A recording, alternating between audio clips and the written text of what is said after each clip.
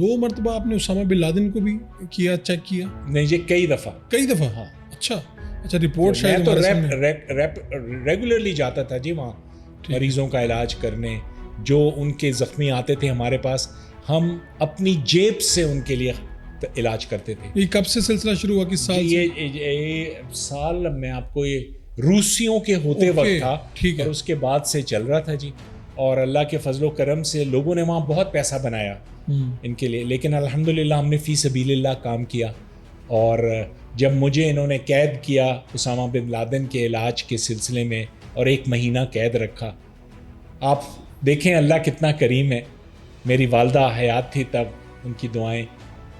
मेरा case ISI के ख़िलाफ़ जस्टिस तसद्दुक़ हुसैन जिलानी ने सुना था, लाहौर हाई कोर्ट। मैं उनका ममनून हूँ, वरना इन इदारों के ख़िलाफ़ तो जी कोई केस ही नहीं सुन सकता। और उन्होंने हुक्म किया था कि फ़लानी तारीख को इसको मेरे सामने पेश किया जाए, तब अमरीकियों ने छोड़ा जी।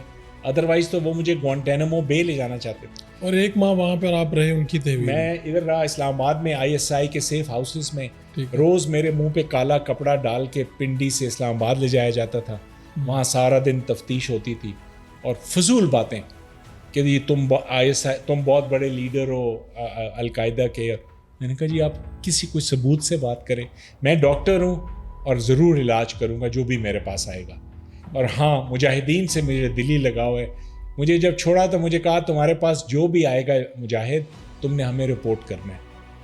मैंने कहा जी मैं भारत नहीं हूँ, यानी हमें मुखबरी करनी है। हाँ, अल्लाह शायद इस पे मुझे बख्श दे, अदरवाइज़ मेरे तो अमाल कुछ नहीं है।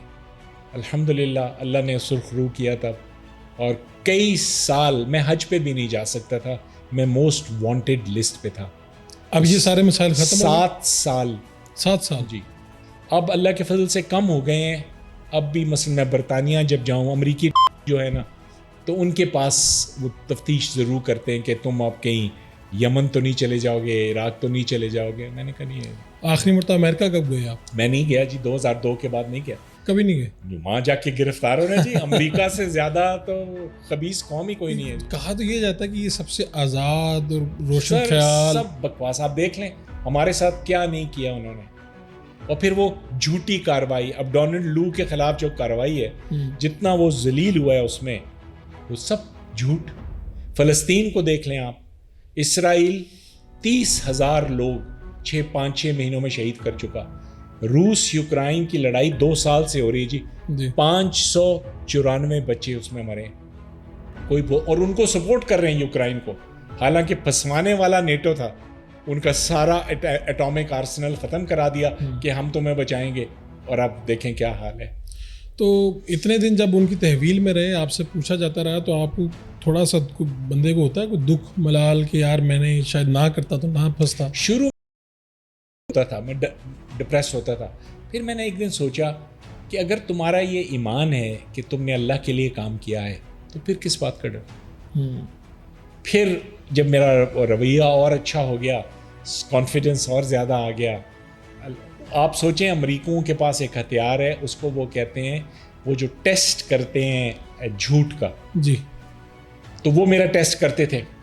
मैं बैठा सूरत पढ़ता था तो मैं उस टेस्ट देता था। फिर जब मेरा मुंह हिलता था तो वो मेज़ पे मुक्के मारते थे कि ये तुम क्या कर रहे हो, you are not allowed to do this. मैंने तो जी आंखों से देखा सारा कुछ। फिर वो कहते थे कि तुम लोग क्यों मरना चाहते हो। हमने कहा हमारी डायरेक्ट जन्नत में सीधी एंट्री हो जाएगी। फिर खुदकुश बम हमलों से वो कहते थे कि हम उसका कुछ नहीं कर सकते। जो मरना चाह रहा हो और हम पे कर लेंगे उसका। से